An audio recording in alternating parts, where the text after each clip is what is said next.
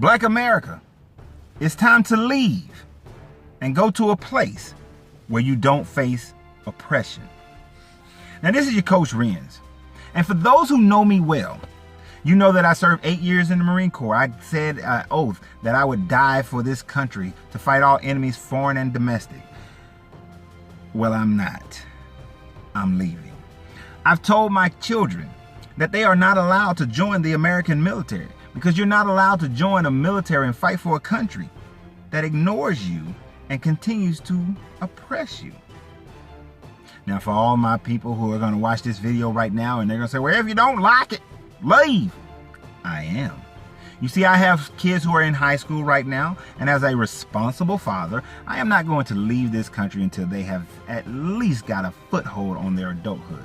It will be my personal choice for them to leave with me, but that will be their own decision. But let me express to you why I say black people in America, it's time to leave. You see,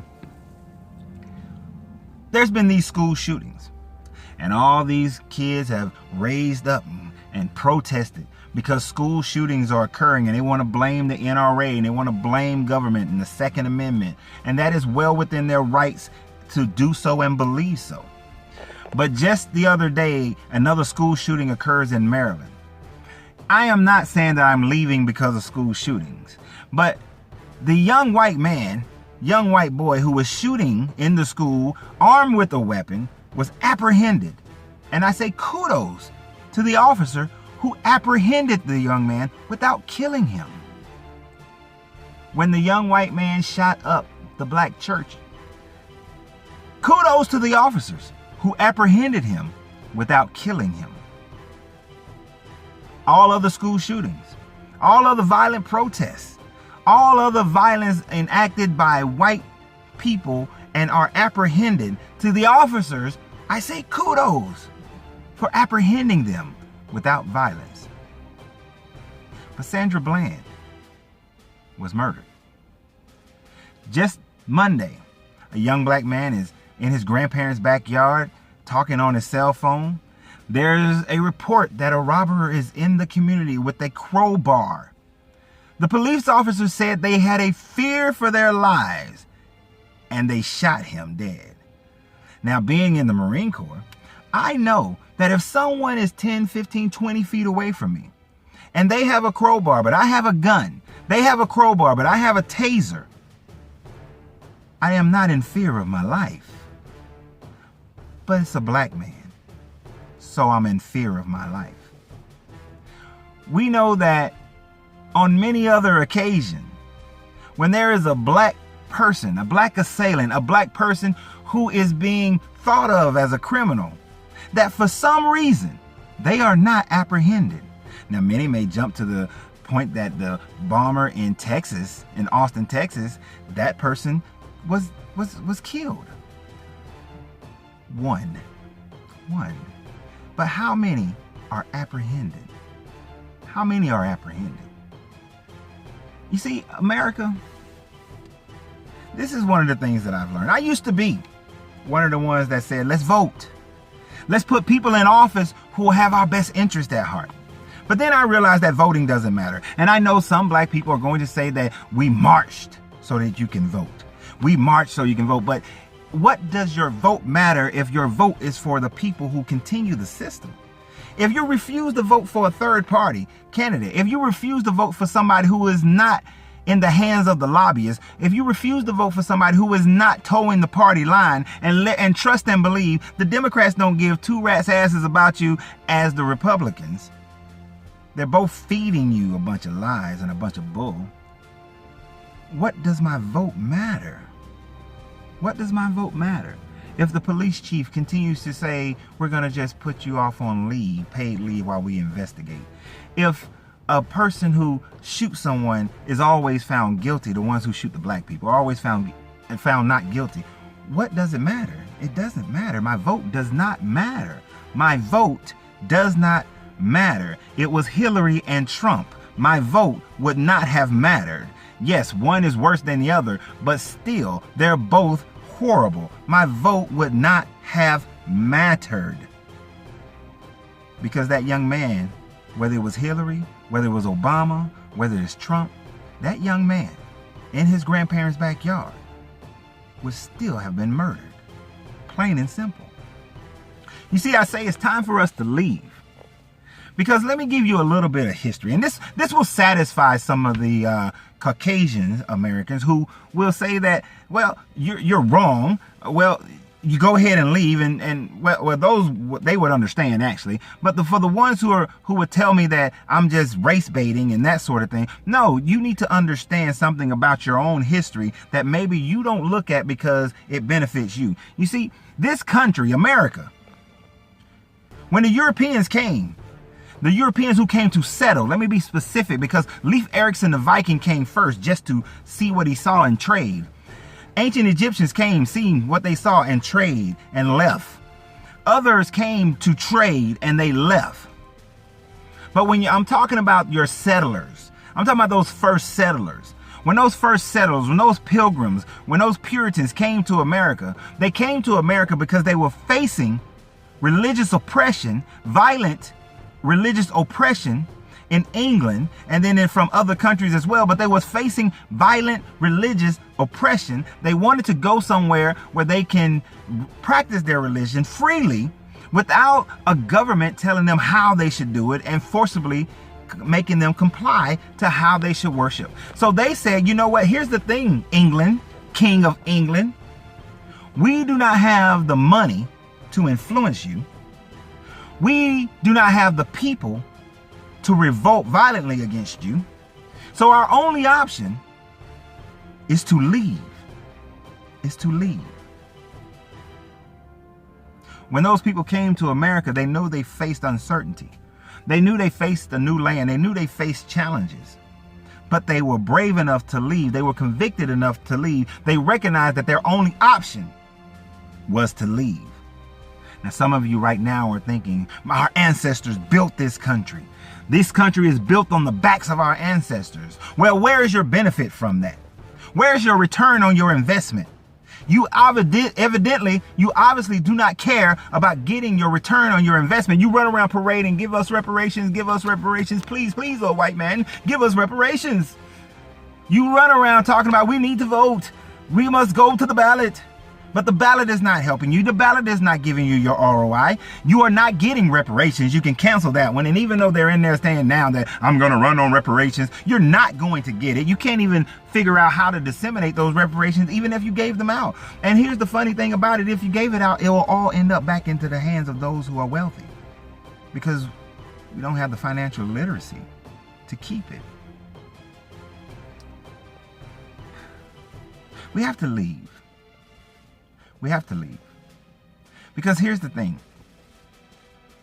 We've had those who try to build financial power in America. But as soon as we began to integrate, instead of saying that, yes, now we have the opportunity to trade and continue to build up our black communities and continue to build a political block of power in this country where we could have seen the ROI of our ancestors' investment. No.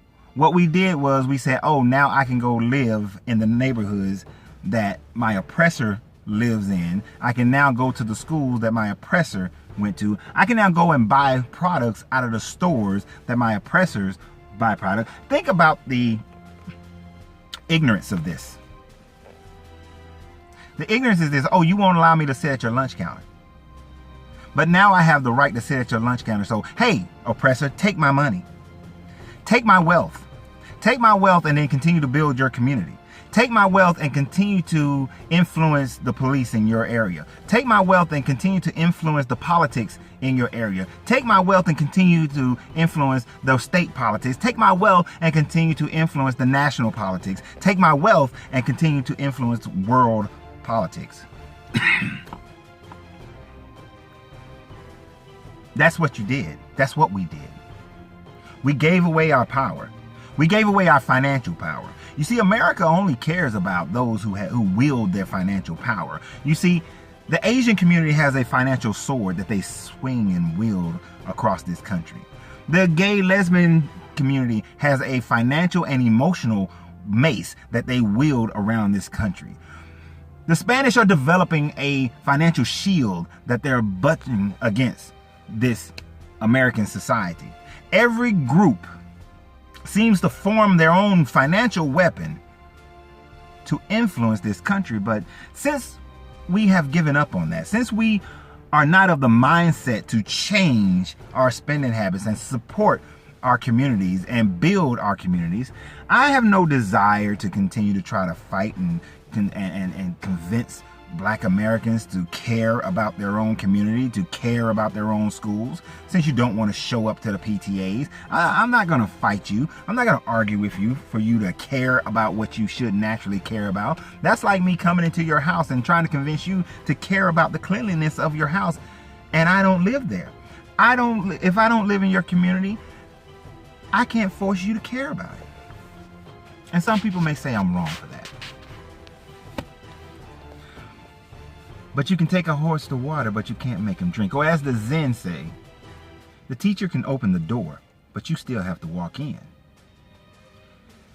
Our other method would be all-out violence, would be a revolution. You see, when the colonists felt that they were being oppressed by England, being oppressed by the British Crown, they enacted revolution. They enacted violent revolution. And they got the help of France, because without the help of France, then the revolution would not have succeeded. But they got the help of France. They brought on neighboring people who they found were an enemy of their enemy. And so they made them their friend. So in violent revolution, the colonists were able to gain their freedom, to gain their own reparations of the investment they had made into the 13 colonies. They went out violently to establish that. Now, let's be honest. Black America, it would be just the same. Black Americans will be greatly outnumbered. We will be in a position of not having enough trained military, not having the armament and the weaponry. But the biggest issue is support. What country would we have would support us? What country would back a black revolution in America? What country would say, yes, we will support Black Americans revolting against America and conquering the Southeast and making that Wakanda? What country would support you? What leadership is in place to go over and negotiate with a country that has the firepower to support such a revolution? Who's going to go and negotiate with China? And what makes you think China would assist? Who's going to go and negotiate with Japan? Who's going to negotiate with India? Who's going to negotiate with a country that may have the ability to help?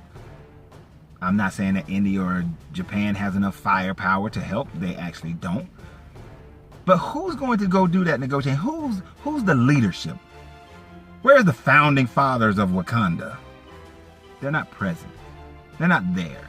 Those that will put themselves in leadership are bowing down to the system that we're already in, or trying to pacify you with the system that we're already in. Yeah, they talk good game and they make you feel good because they give you a point of argument, and then you can continue to live your life. So we need to leave, because the only option is to leave. That's the only option. Now you say, okay, I hear you talking. That sounds like a pacifying kind of speech as well. What's the plan? How do you propose such a thing would be? I wrote something on my Facebook page once, but now let me break it down to you a little bit more, a little bit deeper. And I'm only going to take about 3-4 minutes, maybe 5 to break this part down. Of course, there are a ton of details that would have to be worked out. And as we grow this, those things will work themselves out. But this is how it works. This is how I was trained to overcome such an issue. I was trained on how to reestablish a people, to reestablish a new regime. And understand, it is not my goal to take over another country, but to come in as a benefit. You see, there are two ways that you change a country. You can either overcome the country and take over the regime, or you can become such a benefit to the country that the country welcomes you with open arms and recognize the value that you bring. So let's break this down. Let's look at it. What we need is 10,000 people. That's all. Just 10,000 to start. 10,000 people. Now these 10,000 people need to have varying backgrounds. We would need teachers. We would need fire and rescue, police officers. We would need contractors, construction workers. We would need doctors and lawyers and nurses. We would need politicians, unfortunately. We would need politicians. We would need big business owners, small business owners. We would need architects and engineers and road engineers. And we would need engineers of all sorts, telecommunications. We would need IT people.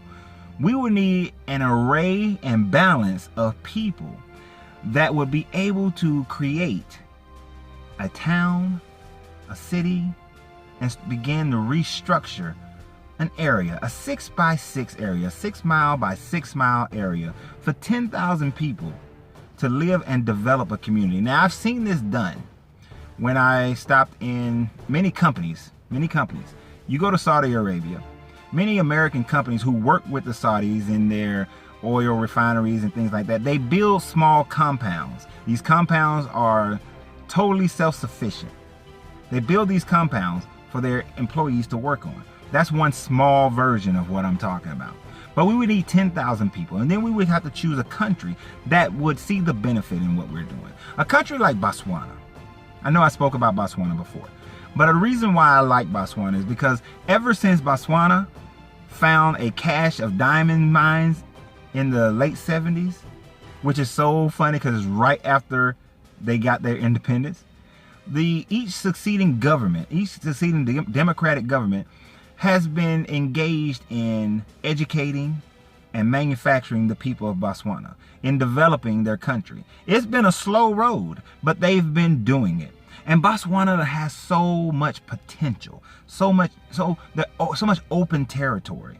They have the water systems that would enable irrigation to occur. We need to go back to the ways of ancient Babylon with King Sargon and how he irrigated the desert with the Euphrates River. Take that approach and make the desert bloom in Botswana. Although a landlocked country, they had great negotiations with the surrounding countries, so trading and getting goods in and out would not be an issue. Bringing technology, bringing road construction, bringing the ability to bring the country into the 21st century, we need 10,000. We need 10,000 people that over the next 5 years dedicate themselves to the preparation of moving to Botswana and establishing Wakanda within Botswana. After the first 10,000 go, and the first 10,000 are there and they're thriving, because I believe that they would be thriving. The 10,000 people who would take on this challenge would be those who are going there with the cup full and seeing everything as a beautiful opportunity. Those 10,000 would be there and they would make it happen. Now after the 10,000, within 5 years after that 10,000, the number will swell to over 200,000. Because once those first people get there, a wave will come after them. After the early adapters, a wave will come. Well, not early adapters. In business, that wouldn't be the early adapters. In business, that would be your first comers, your innovators. Now, after the innovators, then your early adapters would start. You get that first 200,000 that would come in the next 5 years. But then a domino effect would occur. The next 5 years, you see 2 million. And then the numbers would continue to grow. But what would it be? It would be a country where people are respected. It'll be a country where you're not identified by the color of your skin and automatically you're feared. Yes, there will still be some level of crime. Yes, there will be some level of poverty. Not everyone is going to find success there. But in every country, culture, not everyone is successful. Not everyone is wealthy. But I would rather be in a country where I know that if my son is walking down the street in a hoodie, that there is less likely of a chance that a cop will feel like his life is in danger and shoot my sons. I would rather be in a country where, unlike in Florida, where two young men, both committed armed robbery, both 17, both in the same county, One gets 6 years of probation while the other gets 4 years of prison? One 17-year-old gets 6 years of probation while the other 17-year-old gets 6 years of prison? No. I'd rather be in a country where my son's record is looked at, where his achievements and his mistakes are looked at, and his punishment is determined based on his character and what he did, not based on, well, what color are you? How much money can we make off you in our prison system? I'd rather be in that type of country than to be in this one. And another reason why I chose Botswana, to make it easier for Black Americans. They speak English. The primary language is English. There are other African dialects, but the primary is English. So there's no language barrier to overcome as well. All it takes is bravery. All it takes is the same bravery that those Puritans and pilgrims got on a ship and sailed across uncharted, unknown waters, going into a land that is unknown and unfamiliar to them, and making their way because they believed in their purpose for being there. What I'm telling you is that we have a purpose. We have a purpose of providing a nation that is safe and secure for our children. Providing a country that can grow into a world power over the next 100 years. You see, we would need military people there to create a military to defend this greatness that we can create. We would need people in politics who are dedicated to ensuring the safety and security of this country, to make sure that we are not overrun or overwhelmed, or that European powers and Asian powers and American powers don't come in and try to compromise what is being built.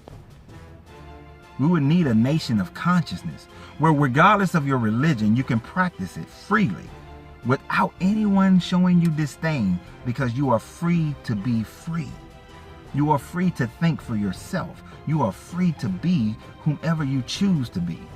And you're free to do it without wondering, when you see that police officer over there, is he going to come over here and harass me because I'm a Black man sitting in a car? Did somebody inside call and said there's a Black man sitting in a car? And am I going to get harassed for that? Because white America, what you don't understand is that when a Black man like myself sits in a car in a parking lot, that part of my fear, part of my worry, part of my concern, part of the things that go through my head is, how long can I sit here as a Black man before some white person has a concern and then calls a cop who fears for his life, and then my kids are going to my funeral? You don't have that concern because it doesn't happen to you. It hasn't consistently and systematically happened to you. You think that racism is over and gone, but it's not, and it never will be. This system is built on racism. The Pilgrims celebrated Thanksgiving, not because they were thankful of the Native Americans helping them, but because they had killed and murdered a bunch of Native Americans. So they celebrated Thanksgiving. You just celebrated St. Patrick's Day because a Christian, St. Patrick's, why am I calling him Saint? A Christian went up into Ireland and killed the pygmies who had moved there hundreds and hundreds of years before anybody else did, and called them snakes and serpents. Yeah, they changed the story on you so that it sounds nice. But those serpents, what they call serpents, those were people, pygmy people of African descent. You celebrate these things because they turned it into a drinking holiday. I was just speaking to someone the other day. I said, if you want to turn Kwanzaa into a nationally celebrated holiday, add some alcohol and some food, or commercialize it with purchased gifts, and everybody will celebrate it. You want to change Yom Kippur? Add some alcohol, some purchased gifts, add some revelry to it, and people will celebrate it. That's all it really is. We celebrate things without paying attention to what the things are and what they mean. We need to leave this country. This country has your mind. And as long as it has your mind, you'll never be free. And unfortunately, the only way to free the masses of people is to go and show them an example of success somewhere else, that they can make it somewhere else, that they can have opportunities somewhere else, that America is not the only promised land in this world, that America is not the only place where you can change your stars and become whatever you decide that you want to be, that there are plenty of places where you can become a greater person. There are plenty of places where you can find your fortune. There are plenty of places where you can live and have a glorious, happy life. America is not the only place. Thankfully, America allowed me, the military allowed me to go and see other countries, visit other countries, and know that America is not the only place, the only land of milk and honey, that the milk and honey changes, it moves, it's everywhere. It's anywhere you want it to be. So I need 10,000 people. I need 10,000 people. Now, I know many people have come before and they've said things similar to this, but then they don't speak on it anymore. They're not doing anything about it anymore. They have given up. I won't. I won't. Come hell or high water. Whether it is me and my family, or if it's 10 families, or if it's 100 families, this will happen in the next 5 years. If you want to get on board with it, let's talk in the comments. Let's talk in the comments. Let's see what we can accomplish in the next 5 years.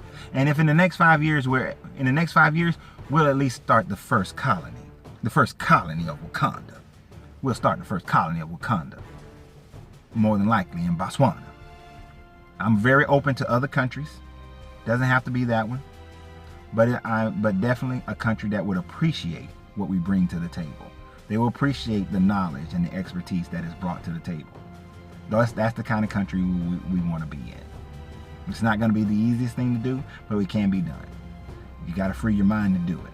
So, as I always say, you got to free yourself to be yourself, because your greatness is non-negotiable.